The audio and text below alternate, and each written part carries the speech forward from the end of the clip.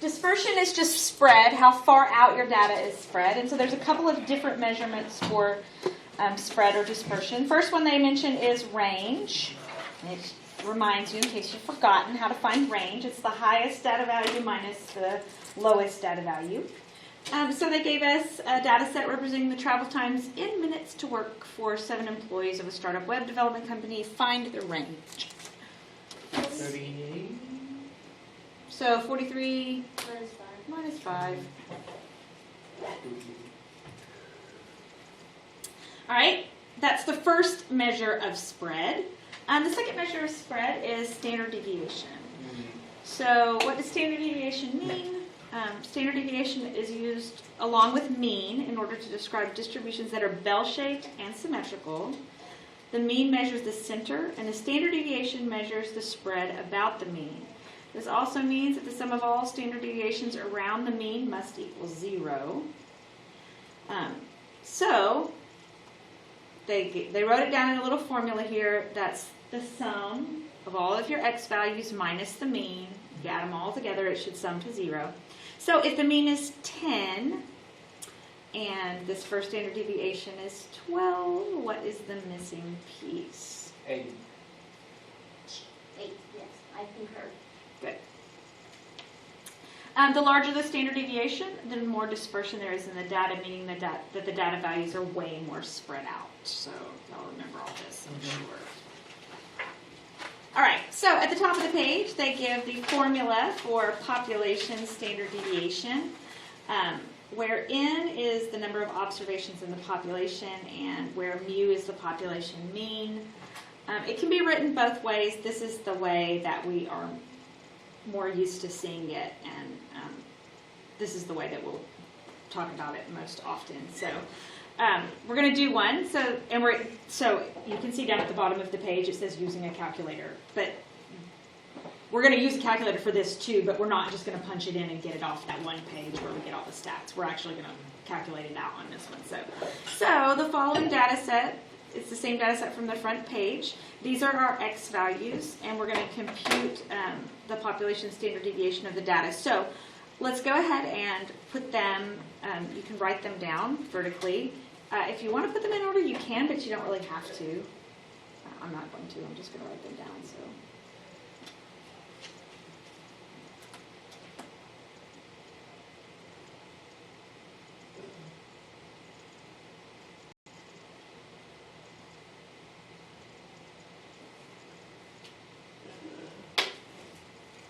All right, we need the mean, so we can calculate mean of the data set. So if you would like to do this in a stat list, we can. I'm going to clear my list. Go up to L1, hit clear.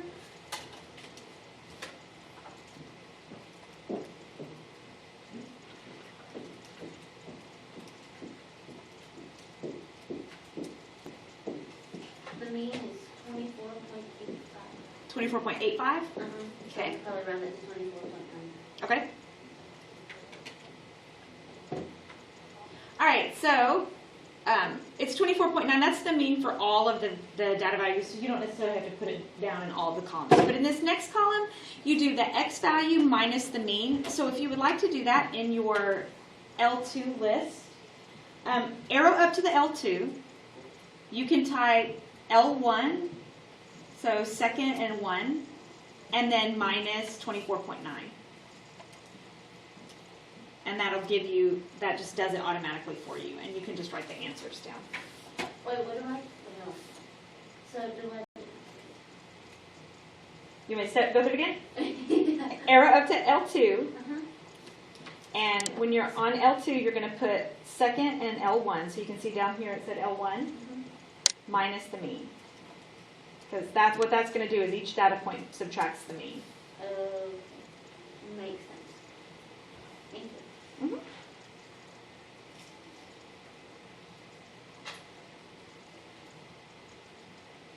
On L3, can we just do L2 squared? Exactly.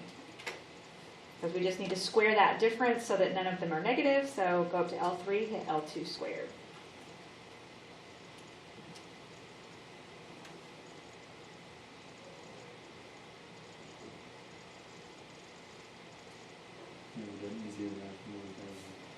And then You add one more? you sum them, which you can also do in your calculator, the easy way. If you hit second and quit, second stat, arrow over to ops, no, to math. Yes? Some. 5, and it was L3, Yes. so second L3, or second 3. So what are we doing? Okay, so we're summing. Uh-huh. So if you hit second and quit, and go to your main screen, second stat, arrow to math, 5, we'll sum the list, and then you just put L3 in there. Oh, that's nice. Yeah. Second, so now you can just take the square root, so you can put the square root symbol and then go up and grab it right there.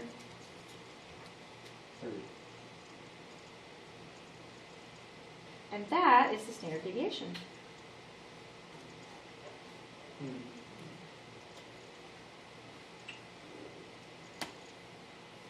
Which we can also find. So we've already got the data in our stat list.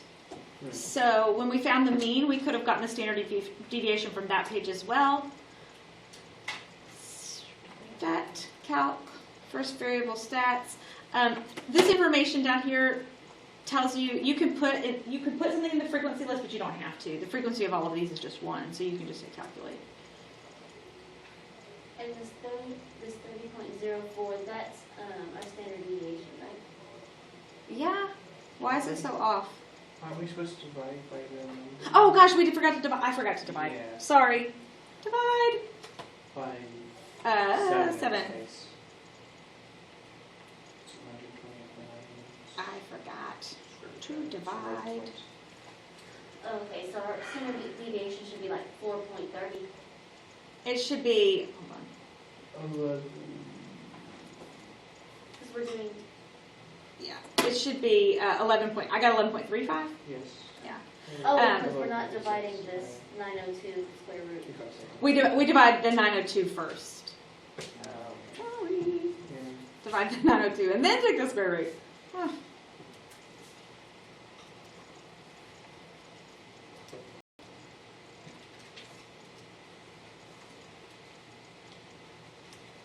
Yeah, 11.36 actually.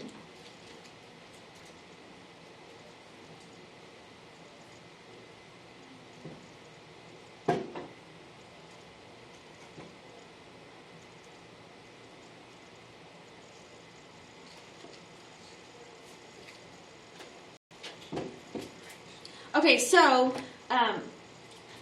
if I'm not sure, because I didn't check this assignment on my labs yet, I should check it. But if they ask you to do one by hand, that's what they're going to ask you to do, is to stick the data values in for each step.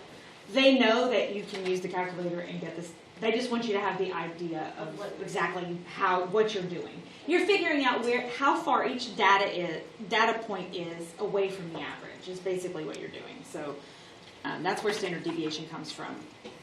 So population standard deviation, just like when we talked the other day about population mean, they use a Greek letter. They use the Greek letter sigma, like we use the Greek letter mu for population mean, and they use a capital letter N to represent the population, the number of items in the population. For sample standard deviation, it's not a Greek letter, it's a regular Arabic letter, S, and we use N-1 to adjust for the fact that it is a sample.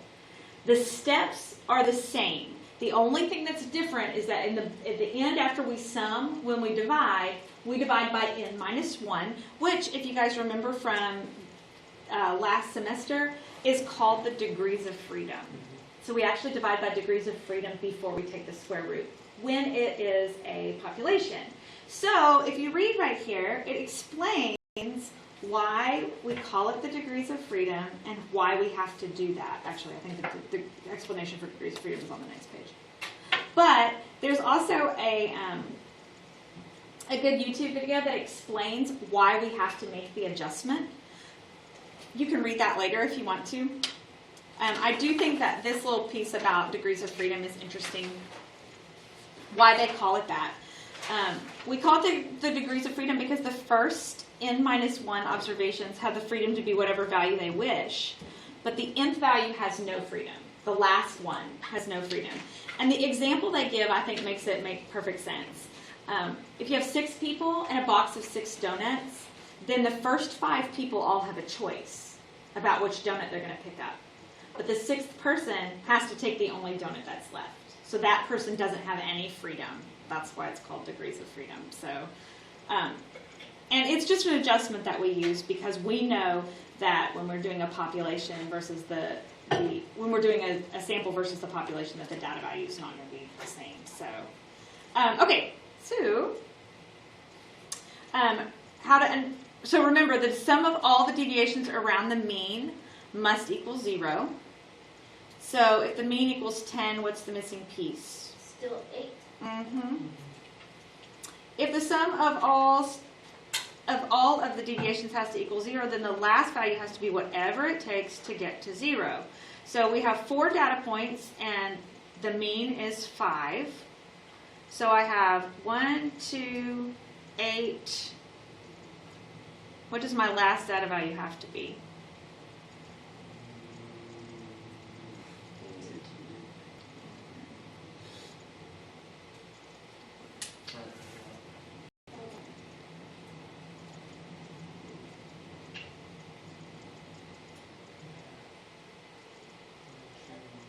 So yeah, 9. How do y'all do that?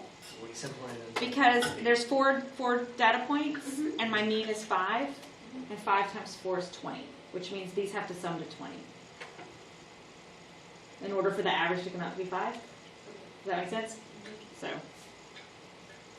and you don't have a choice because they already told us that the mean was 5, so that's why it doesn't have any freedom. All right, so here are the results of a random sample. This time, it's for all 7 employees, but there's just 3 numbers there. I wonder why they did that. Oh, because it's a sample. Hello. Okay. Okay, so we're going to do the exact same thing we just did, but this time we're going to do it with a sample. So just 3. So you can go take things off your data list if you want to. The formulas that we put in here, by the way, they don't work. If you go change numbers in here, it doesn't change lines 1 and 2. Like a spreadsheet would, like if you were doing this in Excel and I changed the data in column 1, the data in column 2 and 3 would change with it. It doesn't work like that in Calculator. I don't know if they're just not programmed that way or what, but unfortunately. 22 point.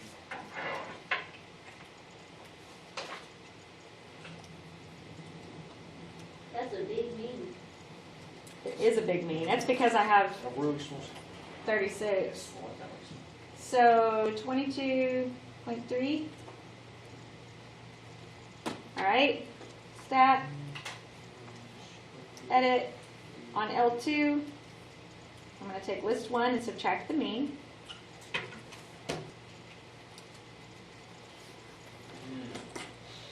Those are numbers. And then I'm going to, I put that in the wrong column. That goes here. And then I'm going to square that in list 3.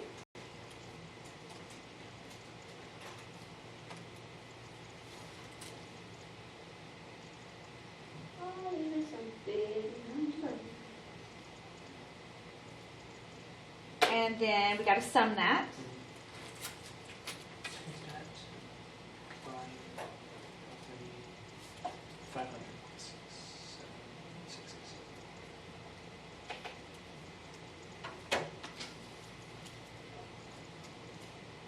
What was that button we hit to do something? So once you're on your main screen, second stat, arrow to math. Oh, okay. And then we have to divide that by degrees of freedom. Which is population. So I'm going to divide by n-1. So I'm dividing by 2. Oh, I put 2 divisions.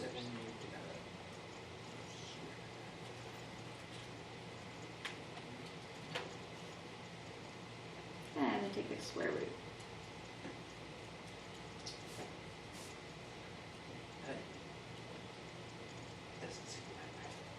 15.82.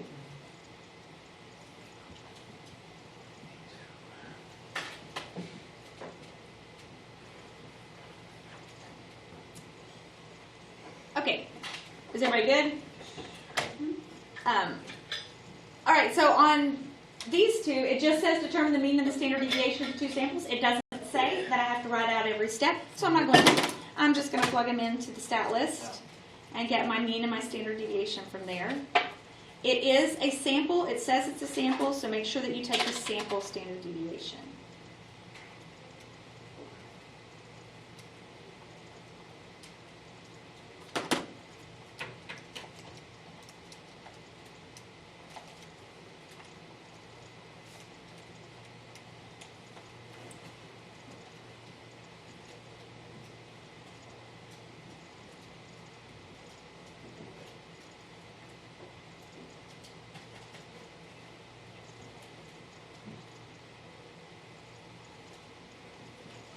It would be nice if there was just, you know how like when we do, where we go to look for our standard So deviation, nine. if they had, I'm not standard deviation, I mean they had the standard deviation there. That'd be nice.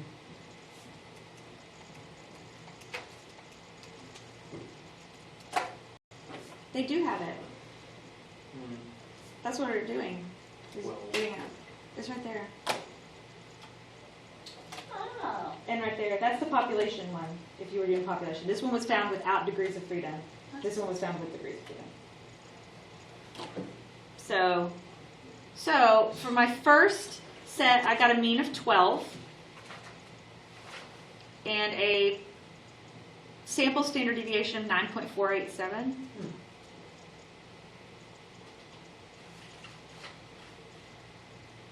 Wow. Oh man, y'all look so It's sad. the same.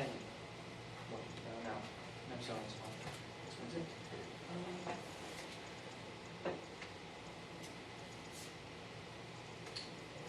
My means are the same for my two data sets, but my standard deviations are very different. Yes. Why? Because the numbers are different, like on B, They're wider. they're closer together. It's a smaller than. Right.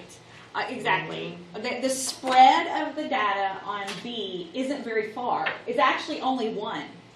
The standard deviation doesn't vary very much. It's not very, the data isn't very. The data set for A goes from 0 all the way to 24, so it's very spread out.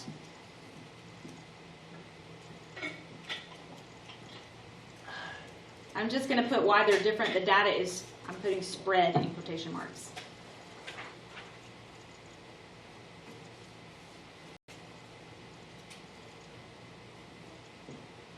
Oh, wait a minute.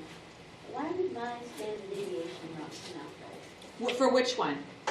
The first one, because y'all worked a lot faster than I did, so I just now finished it, and I got like 71. Oh, whoa. Hold on. Check. So I Okay, wait, let me- okay, I missed a step. That's why. It's because I didn't take the square root. Okay. Hold on. That would. That'll do it. Oh, no, just kidding, still wrong. Okay, Did so, you do degrees of. yeah, did you use degrees of freedom when you divide it? So Yes. you divide by 4. Uh-huh. Okay, hold on. Maybe you.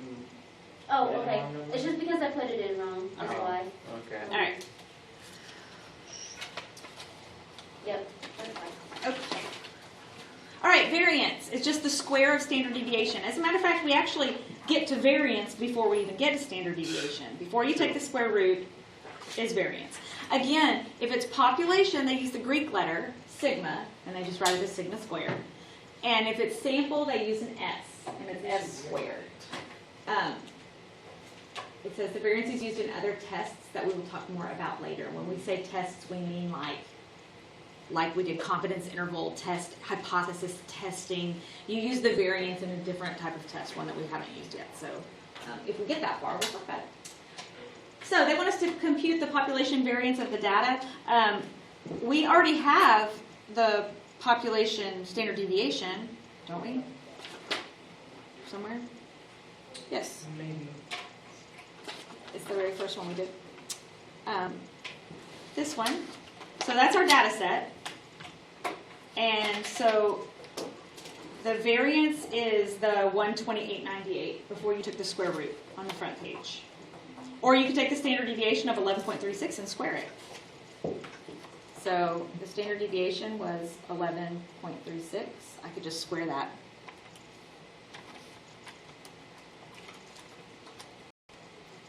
So sigma squared is 129.05.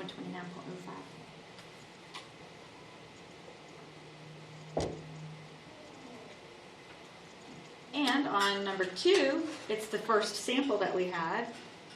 And we had a sample standard deviation of 15.82. And the variance, I actually wrote it down, was 250.337.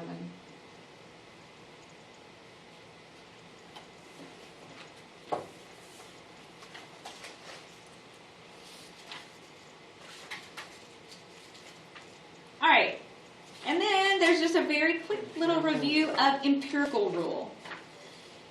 So, if a distribution is roughly bell-shaped, then remember, in order to use empirical rule, you have to be told that it is normally distributed or that it is bell-shaped. If it is bell-shaped or it says it's normally distributed, then you can apply empirical rule. So 68% of your data lies within one standard deviation. You can see that, remember, this is 34% on each side of the mean. That's where 34% of your data lies to the right of the mean, and 34% of the data lies to the left. And then there's 95% within the first 2 standard deviations, 13.5% on either side. 99.7 lies within the first 3 standard deviations, and then on the outskirts, floating around in the tails, is 0.15% on either side. So the 0.3% that you're missing is just floating around on those tails out there. Remember, the normal curve has asymptotic behavior. It never actually gets all the way down to the end. So it's just going forever on out there. So you really technically never get to 100%. All right, in the United States, men's heights have a mean of 69.1 inches and a standard deviation of 2.9. The distribution is bell-shaped. What percentage of men have heights between 66.2 inches and 72 inches? So if we did our curve, and this is 69.1, then within one standard deviation of 2.9 inches,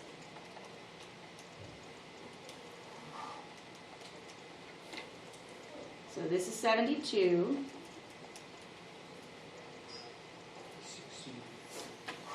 and this is 66.2. So that means that this question is asking about within one standard deviation. So how much data lies between that? What percentage?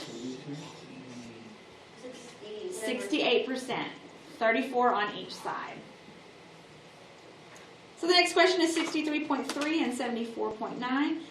This is 74.9. That's the second standard deviation over. This would be 63.3, I'm assuming. So that means how much data lies between the second standard deviations? 95%.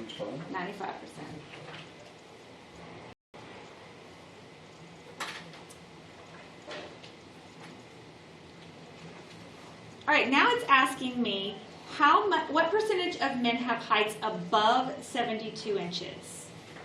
So we just need 72 is the first standard deviation on the right side. So right here, we just want these percentages above.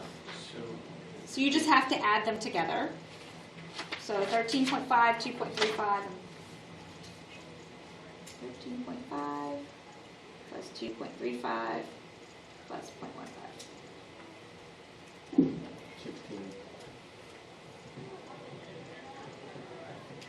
That's it.